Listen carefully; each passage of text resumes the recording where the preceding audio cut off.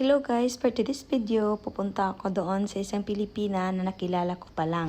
Nag-message siya sa akin na meron na siyang toyo, so ako naman ay gogora. Hindi ko maintindihan ang weather dito, wala namang araw pero ang init-init. Kaya sa pagkakataong ito, grabe sobrang pawisan na talaga ako, umakyat lang ako ng elevator. So ito na guys, dumating na ako sa train station upang mapuntahan ko ang isang Pilipina. Kasi may kukunin lang naman akong tuyo na galing sa kanya at ibibigay niya sa akin.